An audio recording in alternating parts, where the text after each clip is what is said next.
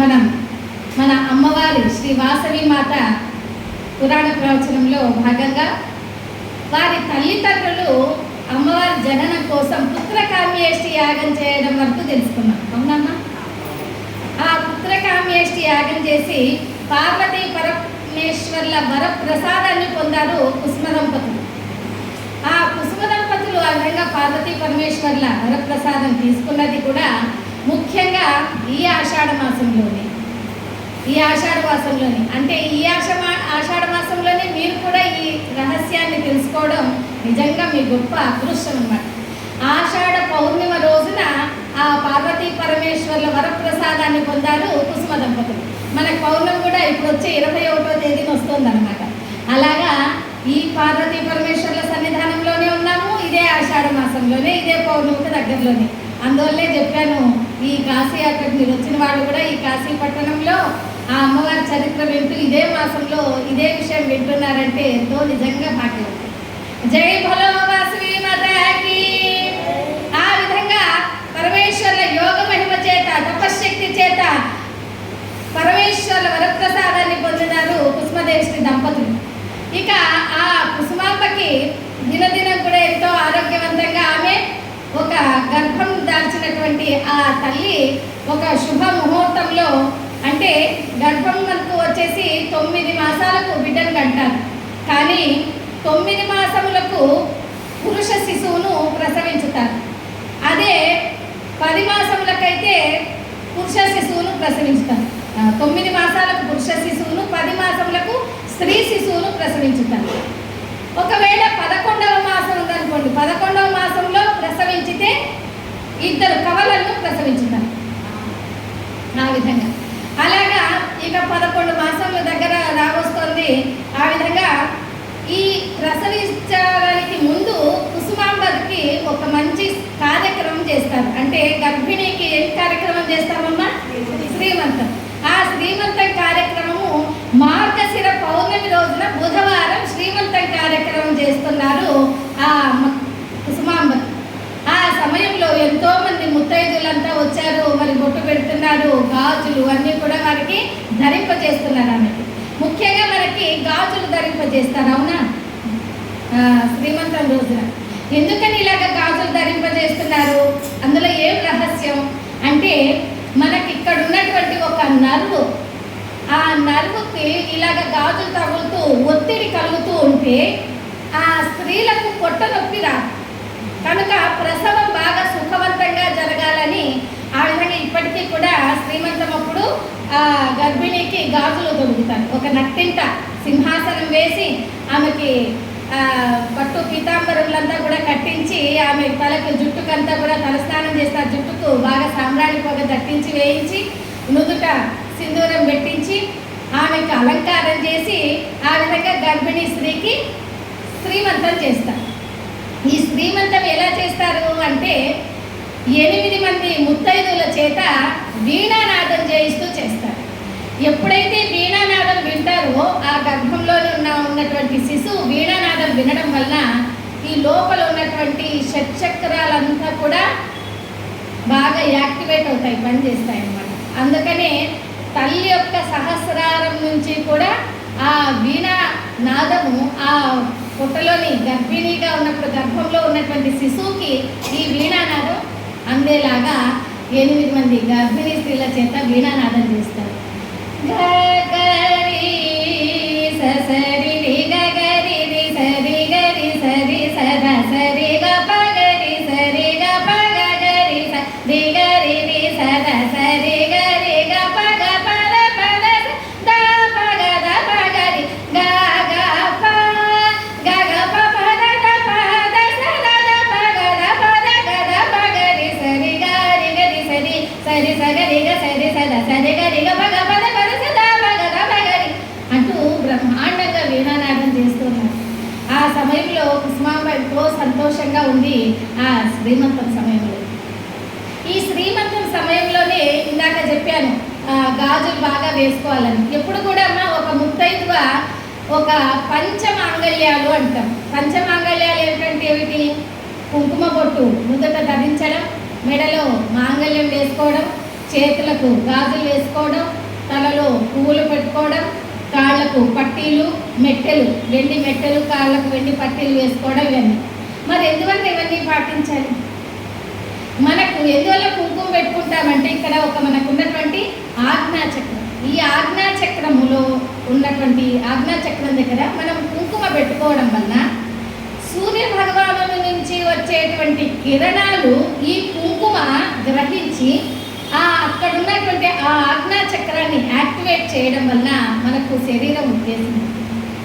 అలాగే మనకు పువ్వులు పెట్టుకుంటాం చూసారా, ఈ పువ్వులు అనేటివి మనకు నిజంగా ఎంతో ఆరోగ్యాన్ని చేకూరుస్తాయి. చాలా పువ్వులు రకాలు ఉన్నాయి కదా మనకు, మల్లెలు, జాజులు, కనకంబరాలు, చేమంతులు, సంపెంగలు, మందారాలు, ఇలాగా. మరి పువ్వులను పెట్టుకోవడం వల్ల కూడా ఎంతో ఆరోగ్యం చేకూరుతుంది. ఇప్పుడు జాజులు అనుకున్నారనుకోండి, ఈ జాజులు పెట్టుకోవడం వల్ల వాళ్ళకి హార్ట్ అటాక్స్ రాకుండా ఉంటాయి. ఆ స్మెల్ చూసిన వాళ్ళకి కూడా హార్ట్ అటాక్ రాకుండా ఉంటాయి అన్నమాట.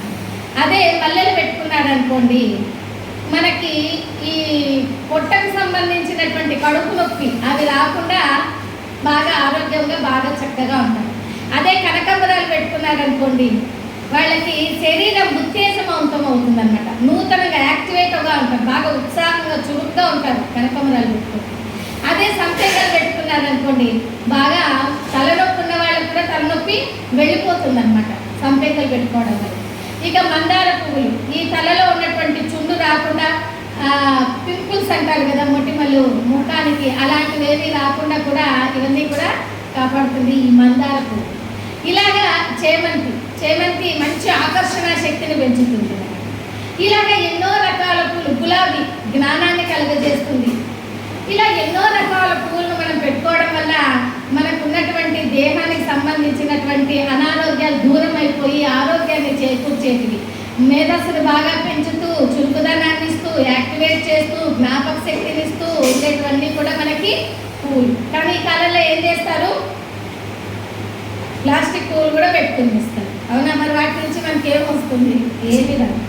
భగవంతునికి కూడా మనం ప్లాస్టిక్ పూలు వేస్తారు కొన్నిటికల్లా, కానీ అది రియల్గా ప్రకృతి నుంచి ప్రకృతి సిద్ధంగా భగవంతుడు ఇచ్చినటువంటి పువ్వులు ఒక్క పువ్వు అయినా చాలా అలంకరింపబోయాయి. అలాగా మనకు అందుకే చూడండి, ఈ డెకరేషన్స్ కూడా గుమ్మాలకి బంతి పువ్వులు వేస్తుంటారు. ఈ బంతి పువ్వులు ఏం చేస్తాయంటే చెడు బ్యాక్టీరియాని గ్రహించేస్తాయి అన్నమాట. అందుకే అంటే బయట గుమ్మం దగ్గర వేశారనుకోండి, ఇప్పుడు ఏదో శుభకార్యం జరిగేటప్పుడు వందలాది మంది వస్తారు.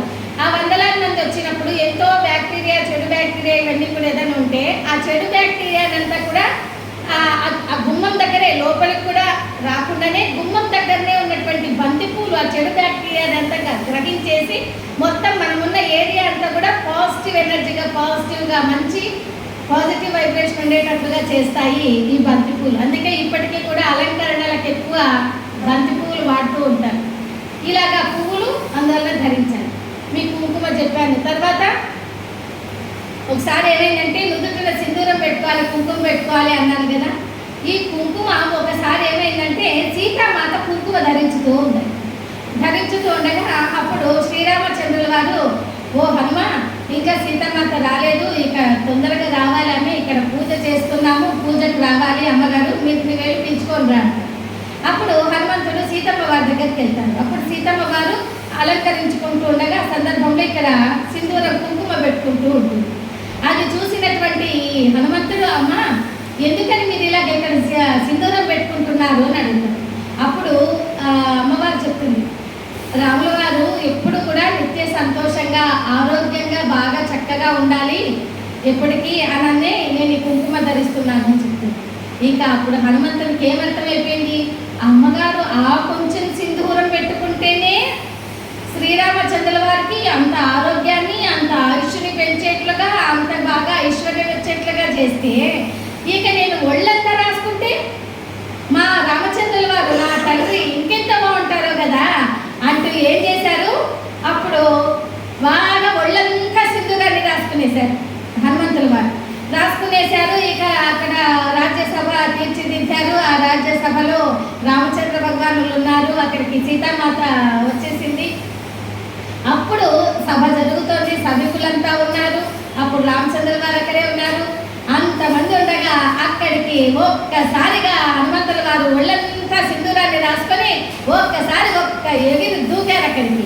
ఇదేమిటి రాముల వారు అంటున్నారు విచిత్రంగా ఆశ్చర్యంగా చూస్తూ, ఇదేంటి హనుమ ఇలాగొచ్చేసావే, ఇంత సింధూరం రాసుకున్నావు ఒళ్ళంతా అన్నాడు. అప్పుడు చెప్తారు, సీతామాత కొద్దిగా సింధూరం పెట్టుకుంటేనే మీరు ఇంత చక్కగా ఆయుష్మంతంగా ఆరోగ్యంగా ఉంటారంటే ఇక నేను ఒళ్ళంతా రాసుకుంటే అది మీ మంచి కోసమే కదా రామ భగవాన్ అని చెప్పేసరికి అందరూ కూడా గొళ్ళలో నవ్వుతారు.